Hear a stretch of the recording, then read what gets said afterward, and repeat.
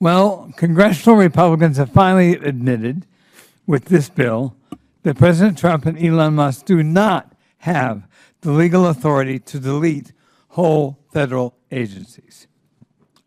Nor do they have the legal authority to take a chainsaw to essential programs like Social Security and Medicaid or Medicare, or to purge the federal workers that care for veterans, keep our food supply safe, and fight cancer. Congressional Republicans also know these dangerous, deeply unpopular cuts would face a real challenge in congressional approval through regular order, as they have in the past, which you just pointed out. So now they've bought us H.R. 1295, the so-called Reorganizing Government Act, in a desperate attempt to circumvent normal congressional process. The bill isn't about reorganizing government, it's about dismantling it. H.R. 1295 would use the shell of a long dormant statute as a Trojan horse to give President Trump and Elon Musk unprecedented filibuster-proof authority to eliminate federal department and agencies, statutory programs, government services, and regular protections to promote the health and well-being of American families.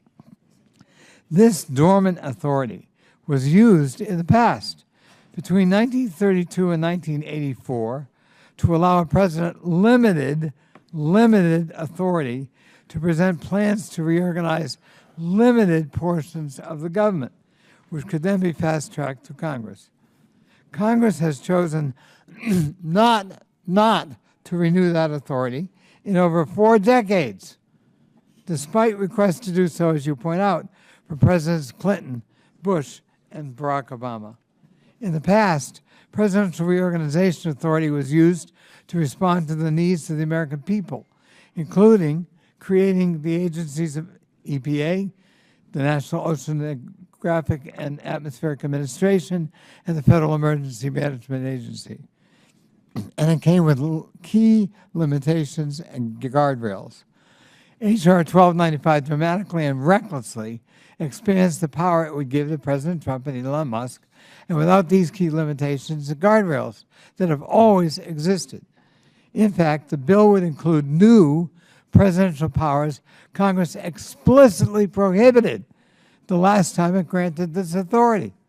For example, it would strike language that prevented past plans from abolishing whole executive departments and independent regulatory agencies, terminating any enforcement functions or statutory programs.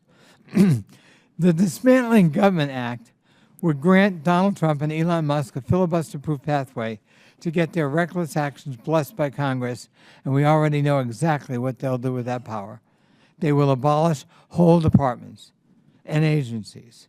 President Trump could use this new power to abolish the Department of Education, the Department of Commerce, the Consumer Financial Protection Bureau, the National Labor Relations Board, the Institute of Peace, the Agency for International Development, and any other federal entity with a simple majority vote in the House and the Senate. They will wipe away statutory protections authorized by Congress. Trump would be able to use this power to eliminate statutory programs through his reorganization plans, a feature that was expressly prohibited by Congress in the past. Republicans in Congress would not be able to amend the plans, so they'd be able to be forced to support a broad reorganization package that cuts or eliminates Social Security, Medicare, Medicaid, or other programs beloved by their constituents. They will eliminate regulatory protections that keep people safe and healthy. President Trump will use this new power to gut agencies' abilities to enforce laws and regulations. Goodbye regulations that are protecting Americans from junk fees, air pollution, and lead in our drinking water. And they will use this authority to eliminate the defenses we have against reckless purges of our federal workers, purges that have often been found unlawful by courts all around the country in the last month. Unlike the previous reorganization authority, Trump's new power would explicitly authorize any plan he deemed necessary to reduce the number of federal employees. The Dismantling Government Act does nothing more than hand even more power over to an unelected billionaire, Elon Musk. It's an unconscionable affront to the American people, and I urge my colleagues to oppose it. I yield back. Log on to oneindia.com for more updates.